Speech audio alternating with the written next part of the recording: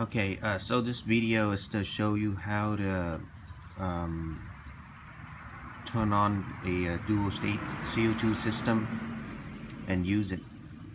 So here, this is a dual state regulator. So after attaching the regulator to the tank, make sure the tank valve is off. Here you have the high pressure side. Um, for a full CO2 tank, it should reach about 800 psi or a little bit above that. When it goes down to about near 500, that's it's time for you to refill the tank. Don't wait until it can go to zero. And then on the left side here, you have a low pressure gauge, meaning this is your working pressure. This is the pressure you adjust to out here. So normally for a ceramic diffuser, you want to run about 30 to 40 psi, but don't go over 40. That's just too much. For a reactor, use about 20 psi. Here we have a solenoid. This is the purpose of the solenoid is just to cut out the CO2 at night when you want to turn off the system. And here, of course, we have the needle valve. The needle valve here to adjust the bubble rate, how much CO2 you're diffusing into your tank. Okay, so before turning on the system, make sure that you turn the knob all the way to the left, like this. When it's become loose, it's fine. This is to turn off the second stage. So here we only allow the gas to come into first stage, but not here. So turn on the CO2 tank valve. So as you can see, I have a little bit less than 800. I have about 700 psi. Been using it a little bit, but anyways, so here you can only see the pressure, right? But here you don't, because we already turned off the second stage. Now let's turn on the second stage by turning it to the right. Let's say we're running a ceramic diffuser. Now we want to set this um,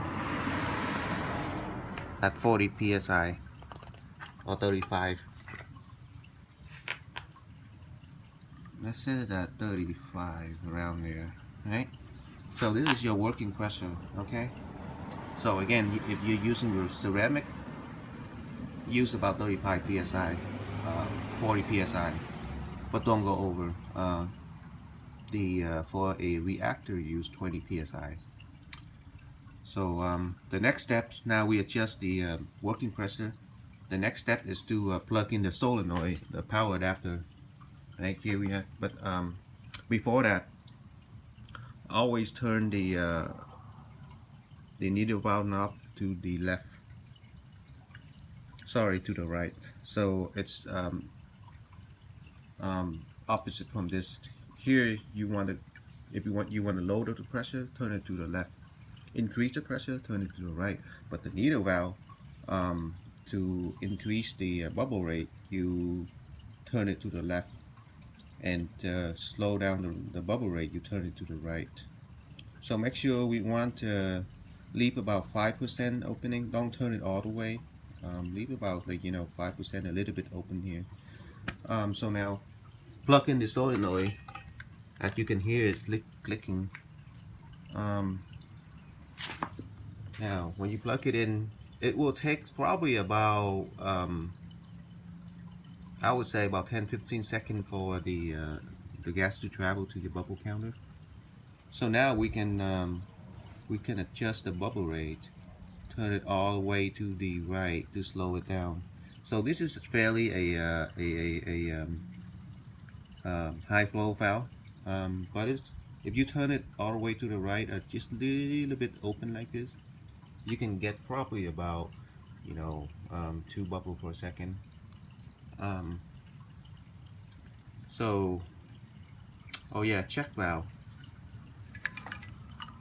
As you can see, I have a check valve going into the bubble counter. So after the needle valve, you insert a check valve at the end of the CO2 tube, you see, and then this you adjust, you attach the bubble counter, okay, and from the bubble counter,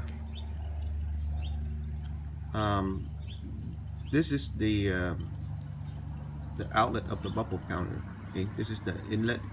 CO2 go into here, and then there's the outlet go into your diffuser or your reactor. um, and this is how we plug in the bubble counter. It just, this little port here, just slide a tube in, and then this plastic nut, and just turn it. That will secure the tubing. um, yeah, that's pretty much it. um, Another thing is, like I mentioned, do not use this needle valve to stop the CO2 flow. If you need to turn off the system for whatever reason, unplug the solenoid, right? When you unplug the solenoid, the valve inside will close, and that will stop the CO2 flow. Do not use this needle valve to turn off to stop the CO2. It can damage your the stem inside. Um, yeah, that's it. Just make sure that when you are removing the system or for changing the tank, always unplug the solenoid. Right, unplug the solenoid. Turn the knob all the way to the left.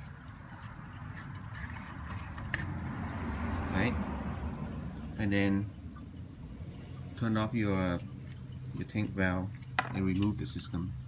When you remove the system, this thing will stay the same because we trap the air in here, or the CO2 in here. If you want to release it, just turn it to the right. You open the valve, it will shoot out the CO2. That's it. Have questions? You can text me or send me a message. Okay, thanks.